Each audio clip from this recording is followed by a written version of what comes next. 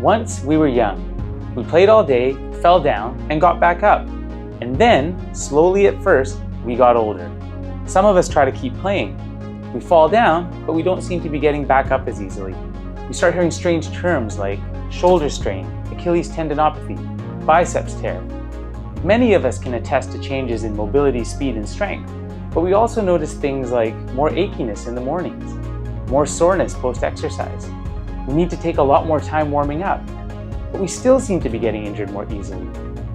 We're definitely getting older, but what if we could become wiser and stronger as well? I've been a physical therapist for 25 years, and over that time, I've been lucky enough to work in a variety of environments. I've worked with a large cross-section of the population, from recreational athletes to amateurs to professionals, from young children to older adults. And being of middle age, I slowly started to see my aging friends in the clinic more and more. I realized I was teaching the same principles over and over again. And being 48 years old myself means my body is aging just as theirs. Perhaps this is just nature's cruel way of providing more insight so I can be a better physical therapist. The goal of this video, to share knowledge and tools to help us stay physically healthy, or at the bare minimum, just not to wreck ourselves so often. And full disclosure, I'm not sponsored by any company, there will be no embedded advertising in anything I create, and I'm not trying to sell you any products. I just have a bunch of aging friends that I want to keep healthy. So what happened to all of us? And who's the enemy here? Is it age? Is it injury? Is it both? In any great battle with a formidable foe, in order to defeat the enemy, we have to know the enemy. So let's discuss the science of aging and injury. But before that, we need to understand what we're starting with. We're a bag of skin, fascia covering muscles, connective tissue, bones, ligaments, vital organs, and we all come with a decent-sized brain. Our body's job in life is to move this brain through the world. We have the ability to move, think, feel, heal, and recover. We are a unique animal with our large brains, and our bodies are built well to do a lot of different things a little bit at a time. When compared to other animals, we seem to do very well with endurance, but we're not as explosive or powerful as lions. But we are smarter, so let's use our brains in this battle. Now, it can be somewhat depressing discussing age and injury, but the background understanding can be helpful. However, if you'd like to skip ahead, I've marked chapters to this video. So what does age do to us? Oh, there's a few things. In teaching emergency care, I once read in a manual on the chapter on aging, there is a general decline in all body functions with age. This statement is bleak, but unfortunately true. Let's go through some of the specific ways in which our bodies are going to crap. Now this next section can be a little bit depressing, but don't lose hope. We'll talk about all the ways we can fight this later. Bone density decreases with age, and this is something we can measure accurately. It appears to hit its peak around our mid-20s, before its slow decline through the rest of our lives. Now, can we apply this timeline to other tissues? Anecdotally, people start to report changes past 25, albeit very small at first. Decreased elastin in tissues. We can see evidence of this in samples from tendon and ligament, but we also see evidence of this when we look at our faces in the mirror. This happens throughout the connective tissue in our body. Hormonal changes with age. It happens to all of us. Testosterone levels in biological males decrease over the years. This can affect our mood, libido, as well as the ability to build muscle. For biological women transitioning from perimenopause to menopause, bone density can decrease more sharply. Symptoms of insomnia, night sweats, and even depression can accompany these changes. All of us have to be aware that we are going through changes and listen to our bodies, as this can affect our ability to recover well. Slower recovery and healing. We all feel this, but why is it happening? Cells move slower, signaling systems are less effective, reactions occur more slowly. Everything is affected. As time goes on, we also see more degenerative changes throughout our body. Some degenerative changes can be a normal part of aging, but it can also be expedited by physical trauma or systemic disease. It might be good to mention here that all loading doesn't lead to wear and tear. In fact, regular loading is vital to keep the joint cartilage healthy and muscles, tendons, and other connective tissue functioning well. So get the idea of sitting on the couch to save your knees out of your head. As time goes on, many of us notice our old injuries, which we thought were totally resolved, come back to haunt us. Sometimes, This is because it takes time for the degenerative changes from the trauma to develop. But there are many other reasons why old injuries seemingly return with a vengeance. Injury can result in scarring that can reduce the mobility of a joint. Injury can also result in instability or too much movement at a joint. Either situation can lead to more injury at the joint in question, but it can also lead to changes further up or further down the chain. Generally speaking, if one region is too unstable, the regions above or below may become stiffer to compensate. And if one region is too stiff, the regions above or below may become hypermobile or less stable. These alterations in movement aren't limited only to the joints immediately above or below. The wacky ways in which our body can try and work around the effects of old injuries is limitless. We've seen all sorts of crazy things in the clinic. In addition to dealing with the effects of old injuries, there also seems to be a decreased threshold for obtaining new injuries as we get older. Whether the injury is old or new, they're supposed to heal, right? But now things don't seem to be healing as well. Let's first understand what's supposed to be happening with normal healing. Now, there are many physiological processes that we won't go over in detail, but it might be helpful to learn about the basics. The first question, what's the deal with 6 weeks? Here's a basic breakdown on the phases of soft tissue healing. Now keep in mind, these phases do overlap, and we don't have hard starts and stops to all these phases. Now we could go over a chart or graph like this showing all the overlapping processes, but let's just cover the main phases. Bleeding. This can be internal, external, venous or arterial, and it can be minor or major. This phase is typically short but could last up to 24 hours. Inflammation. This phase can run from 6 hours to 2 weeks post-injury, and while excessive or ongoing chronic inflammation is bad, inflammation is a part of normal healthy healing. Applying this 2-week time frame to our aging bodies, it's good to accept that if you suffer anything more than a mild injury, just accept it's going to suck for a couple weeks before it gets better. Proliferation. This phase runs from days up to 3 weeks, and this is where your body really starts to lay down the structure for healing, building new tissues, creating new vessels. Remodeling. Tissue remodeling is most active from 1 to 6 weeks, but truly it continues for up to a year following the injury. Now this phase is making the scar functional again. Now these phases apply to soft tissues of various types, but we should look at a few special cases, like nerves. They can get injured by being compressed or pinched, or by getting overstretched. So do nerves heal? Well, yes, but it depends on the type of nerve. Peripheral nerves, so not the brain, brainstem, or spinal cord, these peripheral nerves, they actually do have a capacity to heal, albeit rather slowly, at the rate of approximately 1 millimeter per day. Now this can also be affected by scarring or if there's any constant pressure or tension. The central nervous system, unfortunately, has an extremely limited capacity for healing, next to nil. And what about them bones? Bones can be injured by direct or indirect trauma resulting in a fracture. They can also be injured by a lower level of stress applied over a longer duration, resulting in a stress injury or stress fracture. Bone healing often takes around 8 weeks. It also goes through some overlapping phases. It depends on many factors such as the proximity of the broken fragments, the stabilization of those parts, circulation to the area, making sure the level of loading is appropriate for the current stage of healing, general bone health, and, you guessed it, age. With all forms of soft tissue healing, we obviously have to be careful not to overload the tissues when they are vulnerable. But we also have to avoid underloading the tissue. An appropriate level of stress actually helps the healing tissue adapt to that stress. Let's look at the stress-strain curve.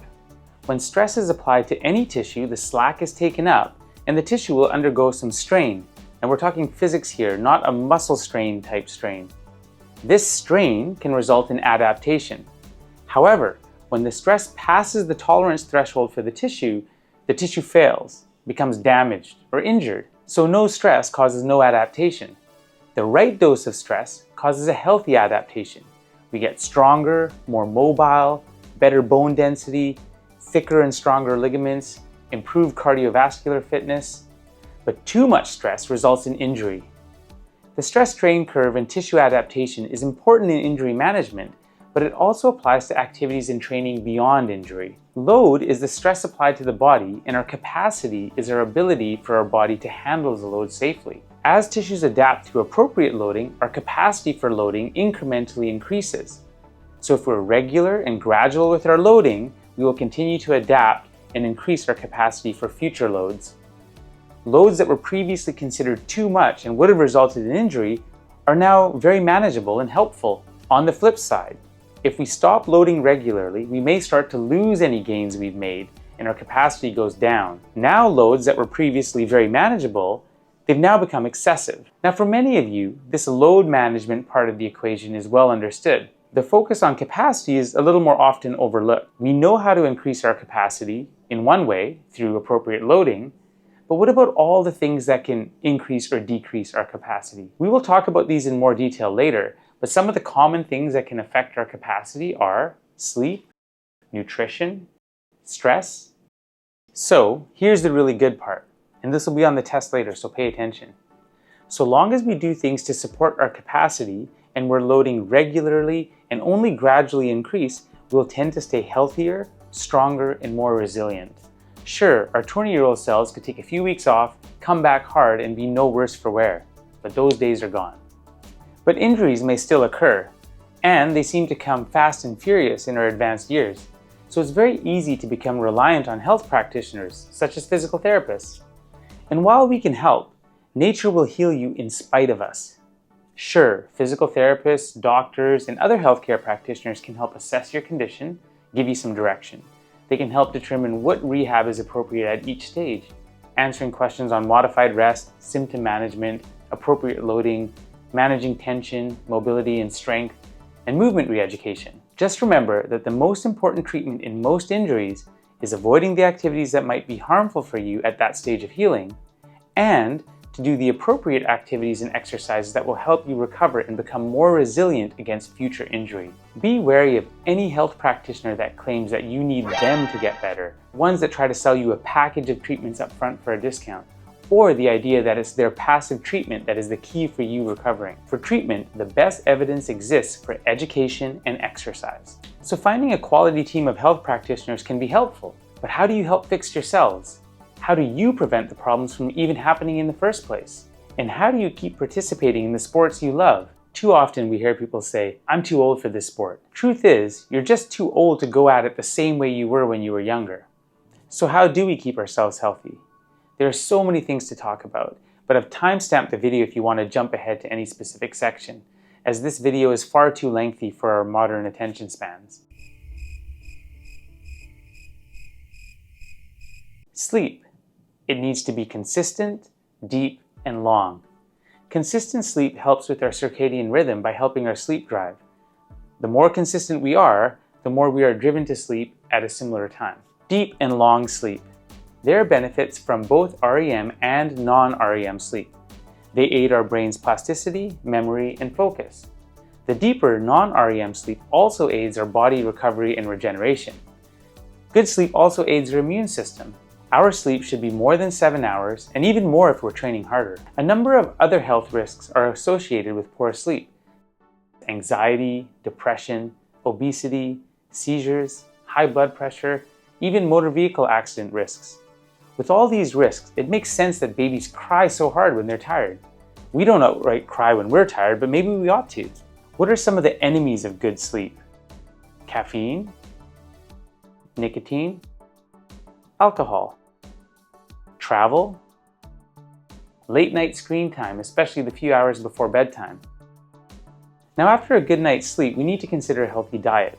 Now, there's far too much to talk about here, and me, not being a dietitian, I'm not going to overstep my bounds and make recommendations beyond my scope. However, we are going to touch on a few well-supported ideas. We should all consider leaning towards an anti-inflammatory diet, as this will impact our physical well-being. Now, there is growing evidence on how chronic inflammation can affect the body, and it can be related to a lot of chronic health conditions. A healthy plan is to include anti-inflammatory foods daily and to avoid or minimize inflammatory foods. An anti-inflammatory diet includes such things as brightly colored fruits and vegetables, like berries, spinach, kale, beets, many nuts and seeds, like pecans, garlic, turmeric, and more.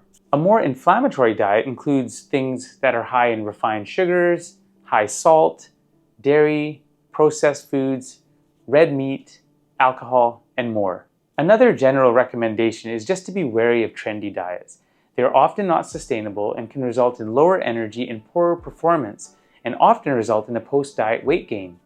Instead, make small, sensible changes to our daily diet. I have a buddy who is going on about the benefits of a particular diet, and he said, "But it always works for me." But therein is the failure. He keeps having to go back to his diet versus making a sustainable change to his daily diet where he's not yo-yoing up and down.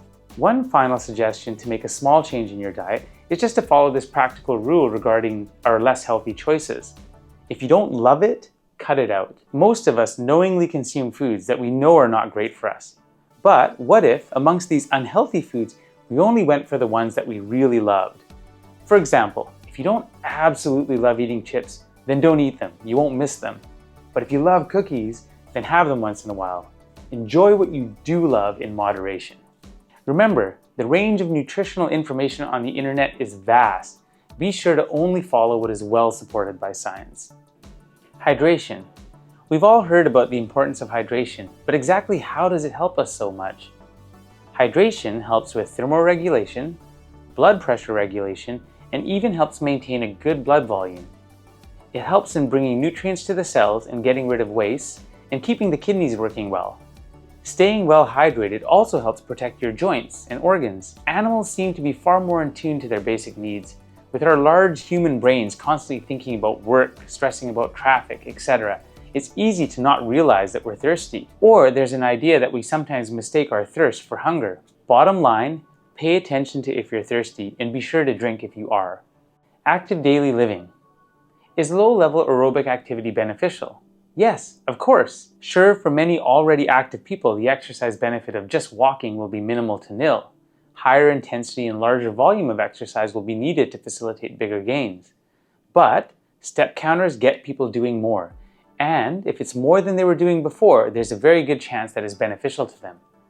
Another great benefit of active daily living is that regular activity can improve mobility better than the occasional stretches.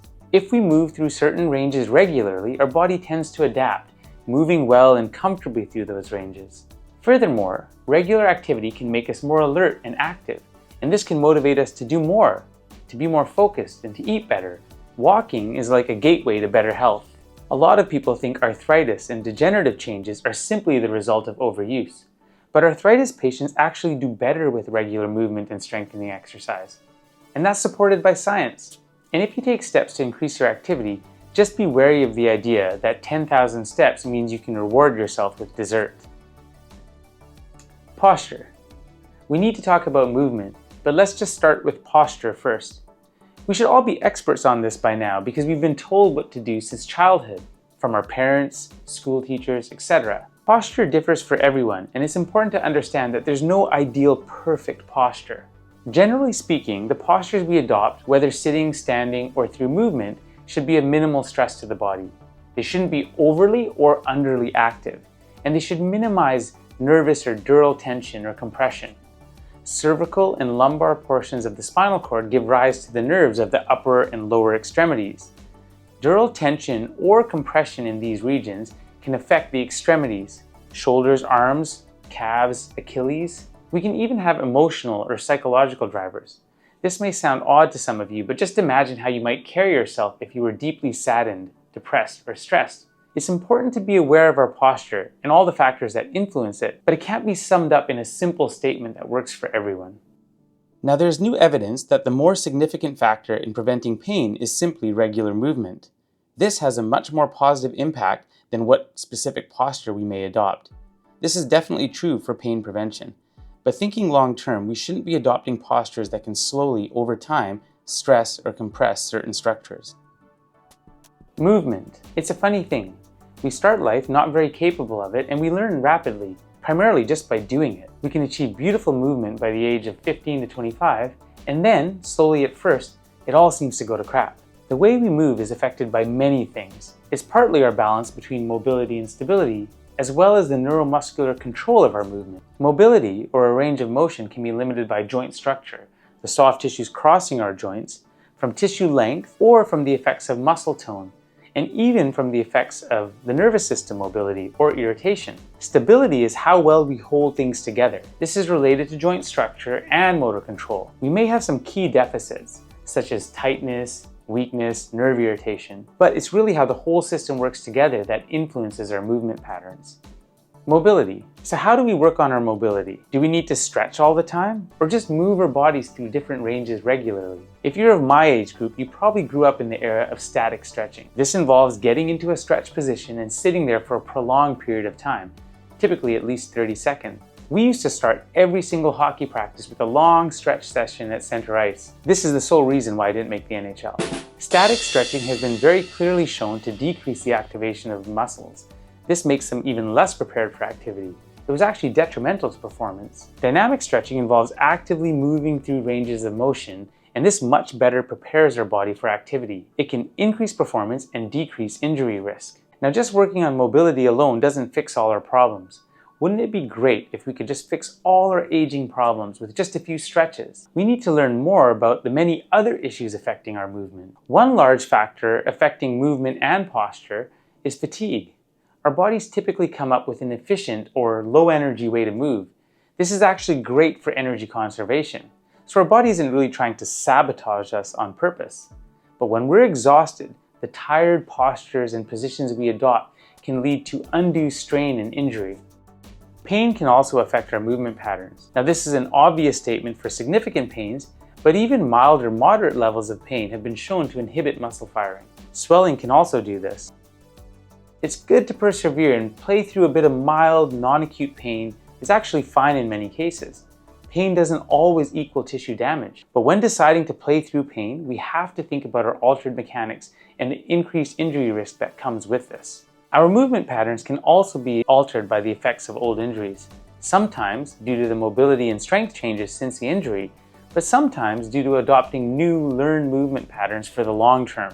At times, we'll let our clients know that they need to relearn how to walk or run after an injury, and they look at us like we're crazy. It's hard to believe that an old injury that seems to be resolved could still be affecting them. They may think things like, "Hold up, I've been walking since I was a toddler. I know how to walk." But it's not that simple. We alter our movement based on the ongoing feedback we receive. Now, this can be hard to believe, but a real clear example of a simple activity that is related to ongoing feedback is talking. We've all been talking since we're toddlers, and we know what volume of speech is good for the indoors. But what happens when you talk to someone with headphones on? So, if feedback is altered, in the case of movement, it's the proprioception in the lower extremities, the tension you feel in your bodies, their movement can be altered as well. And once a pattern of movement has been adopted for some time, it can be a lot tougher to shake without a focused effort. Movements as skills. Now, left to our own normal development, we seem to move well. But anyone who's played sports and worked with coaches has seen firsthand how movement skills required for those sports, whether it's the swing of a golf club, the shot of a ball, or learning how to fall properly, can be taught. We should think of our movements as skills. Just like you can learn to swing a golf club better, you can also learn to run better, walk better, stand better, jump better. Now, many of us aging into the second half of our lives will think we can't learn new tricks. Sure, the young body and mind learns well and has better neuroplasticity. Sure, our older selves may be a little less malleable, but we need to accept and believe that we can still learn to move better. Our adult brains have been shown to be less static than we previously thought. Even though our bodies and minds may be less malleable now, the limiting factor for change may be more psychological than physiological.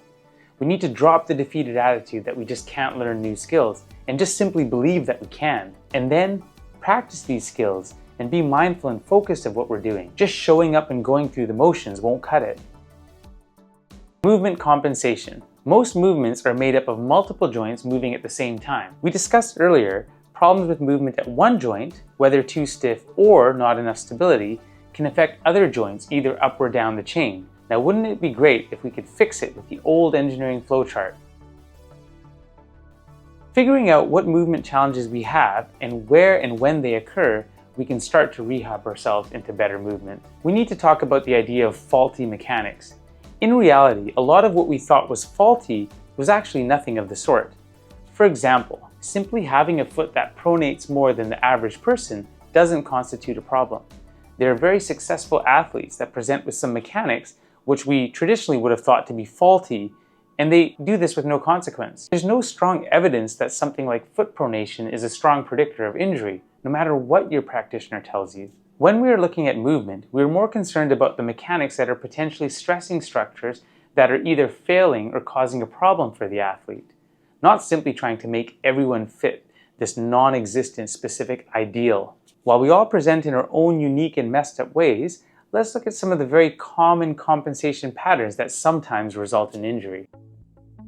Let's start from the top. Arm elevation isn't just about your shoulder joint. It comes in part from movement in the thorax, scapula or shoulder blade, moving on top of the thorax, and then the humerus or upper arm moving in the socket, which isn't really a socket. Problems anywhere in this chain of movement can often lead to issues in the shoulder, like tendinopathies, rotator cuff tears, bursitis, etc. Anyone have a sore neck? This can occur from a one-time trauma, but could also occur slowly over time. What could regularly irritate this region? If our thorax is stuck in a more flexed or rounded position and becomes stiff, trying to look up or even just forwards can put a lot of compression on the lower cervical spine, often around the C6, C7 region. This can affect joints, ligaments, muscles, and nerves. If the nerves are affected, certain muscles in the shoulder girdle can act up to offload that pressure. As you can see, restrictions in the thorax or rib cage can affect many areas. If our lower thorax is biased more into an extended position, you may notice a rib flare. Being in this position can greatly limit trunk rotation, as most of the back rotation should occur at this region. If we go further down the body, the next region built for a lot of rotation are the hips. So what could restrictions in these areas do? What could limited thoracolumbar rotation do? What about limited hip rotation? It can lead to injuries in the low back. It can lead to injuries in the knee. And if the sport or activity you're doing requires a lot of rotation, restrictions here can have even greater consequences. If we look at how our pelvis sits in relation to the rest of our body, it can also stress certain structures and influence movement elsewhere in the chain. It may sit tilted posteriorly, flattening our low back, or excessively anteriorly tilted, arching our low back. The position of the pelvis can be influenced by the thorax and vice versa. What could excessive posterior tilt do? What could excessive anterior tilt do? What tissues become shortened? And what tissues become overstretched in these positions? Going down to the lower extremity, there are more common faults affecting the hip, knee, ankle, and foot.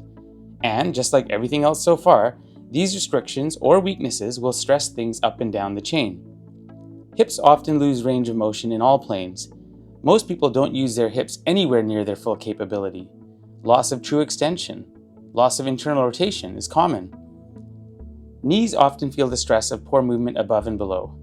Old traumatic injuries of the knee may also lead to some other local restrictions. Pronation and supination of the ankle and foot is necessary for normal movement.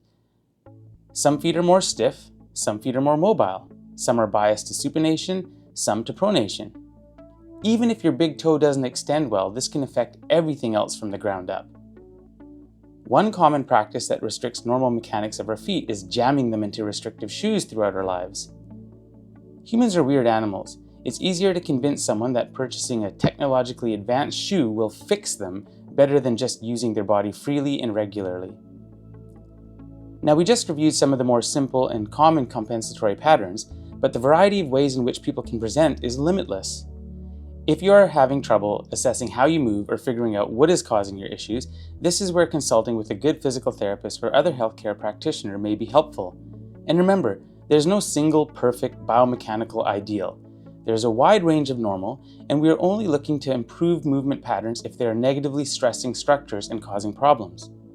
We must also consider many other factors like speed, fatigue, playing surface, etc. Ideally, assessing the activity or sport-specific movement. Once you know what's going on, the answer is not going to be just stretch. The focus will be learning on how to move better and practice moving well through range. So the bottom line is, don't just think of what is hurt, but more why it's hurt. Find out your own issues and work on them. Well, we might as well jump into another vague movement concept here, movement from the center. Sure, some of us are better trained to assess and coach movement, but even to the untrained eye, many can appreciate how effortless, dynamic, and powerful movements can be made to look by some athletes. A desired movement skill can be either fluid versus jerky. So if we're either overly reaching for a position or maybe we're overstepping and hitting the brakes hard, our movements will create a lot of additional strain throughout the body. This can be improved through good coaching. One little hack is just thinking of moving from the center of our body, focusing on getting our body's center to a particular position versus just thinking of getting your hand, foot, racket, etc. to a position. We can aid this more effortless or less injury-inducing movement. Let's get back to something tangible, like good old-fashioned strengthening. Now, when I left physio school a quarter century ago, the evidence for resistance training or weightlifting for seniors was quite good. 25 years later, we are still trying to convince some people of this, and the science is out. So, what kind of exercises are good? And what's the perfect program? There are a million things to choose from. Just scroll endlessly through Instagram. Now, generally speaking, we should do things like lifting, pushing, pulling, and doing those in different planes. Very isolated, specific exercises may be helpful for small parts of the rehab process or for working on things in the bodybuilding world. But for most of us, leaning towards more functional and compound movement is better. We know things like pushing to within a few repetitions of failure, the point to where you can no longer perform the lift properly, is good for strength gains. As we get older, we may need to adjust just how close we get to this. We know things like time under tension is beneficial. We know a pause in a loaded lengthened position, like the bottom of a push-up or a squat, also helps our gains. This is all stuff that is very well supported by science. When you're doom scrolling through Instagram and some fancy, cool-looking exercise catches your eye, be wary. Often that interesting, goofy-looking exercise that would look really cool and got you to click is not what that person did to get their physique. It's usually a lot of sound exercise, appropriate diet, and good recovery that got them there. Stability and agility. Beyond simply being stronger, we can also work on other good things like stability and agility. What's stability? Simply put, it's our ability to hold ourselves together and steady ourselves. It can arise from static structural elements like joints, ligaments, and capsules, or from dynamic muscular control. Adding changes in direction and speed requires a higher level of muscular control. This can bring us to working on agility. Balance. An underlying requirement to have good dynamic stability and agility is to have good balance. This is yet another thing that tends to deteriorate with time. So where does our balance come from? It comes from our eyes, what we see, our inner ear, and our proprioception. All this input goes into the cerebellum to help our body respond. So, what's the best exercise for improving balance? Well, it all depends on where the problem lies. But just like any other conditioning, if we want to improve our balance, we have to stress it safely. Sport-specific training. Now, we can work on all these aspects through exercise to help our function or performance. If the exercise we choose is more closely aligned with the sport in question, we call it sport-specific. But nothing is more specific than simply doing the sport itself, where we can directly work on all of these things. For example, if you want to kick harder, practice kicking harder. If you want to jump higher, practice jumping higher. If you want to run faster, practice running faster. So, what's the best sport or activity? Every activity has its pros and cons, and there's no one perfect sport. Some are more strength-based, some rely on endurance, some require a great deal of mobility. The bottom line is that it should involve your whole body and it should be fun. This way, you actually have a hope of continuing to do it in the long term. Training with a friend is another way to help us keep things up for the long term. Evidence shows group activity has far more compliance. If you're participating in an individual sport, consider something like running with a group or lifting with a friend. Even start a healthy living message group and share your activities with your buddies. Competition. Sharing our endeavors with our friends and family can lead to some healthy competition, which can sometimes escalate quickly. How many of you parents have thrown out a shoulder skipping rocks simply because you just can't let your kid beat you? But competition often adds to the fun. And we can try using our competitive drive for good. By signing up for competitions, this can be very motivating, even if you're in an entry-level division.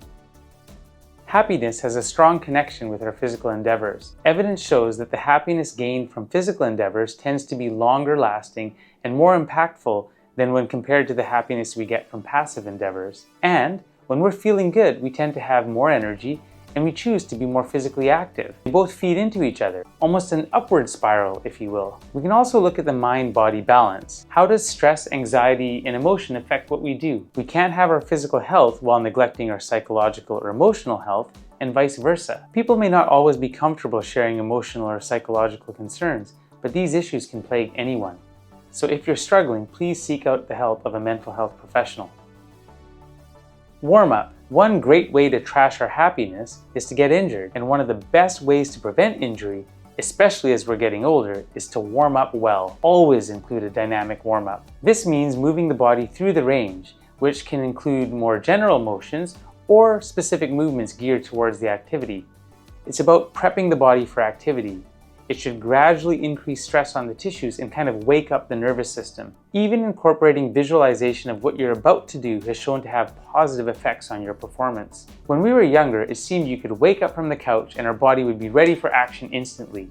But as we age, our body needs more time to get the locomotive going. And once you've figured just how much time works well for you, you need to do a bit more, because 5 years has just passed. Another effective way to prevent injury is to prep for activity. Earlier in the video, we spoke of load management, loading to a level that will have an effect but not past the threshold for injury. And if we load regularly and gradually increase the loads based on our capabilities, we build our bodies effectively. What if we actually spent the 3 to 4 weeks before ski season doing a little preparatory work, building up the time and load in exercises related to skiing? This is much better than not skiing all year and then suddenly skiing 6 hours a day, a couple days in a row. Now, people always want, what are the 3 exercises that'll cure all that ails them?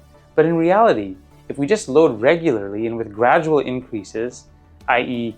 be consistent and don't go too big too fast, you're likely going to get to where you want to be. Gone are the days of playing an intense pickup game if you're not in shape for it. So can we floor it? For those who are past 40, how many times have you pushed yourself to the limit and suffered the consequences? But with age comes wisdom, right? So let's leave the true redlining for the young folk. But being logical, if we're feeling great, we've trained well, and we're well slept, and we've warmed up well, then sure, we can push a bit harder. But just know your safe limits. We may be older, but we are wiser and stronger. Thank you so much for following along, and hopefully some of this has been helpful to you. There's no need to like or subscribe. Just please share this video with any of your aging friends. Take care.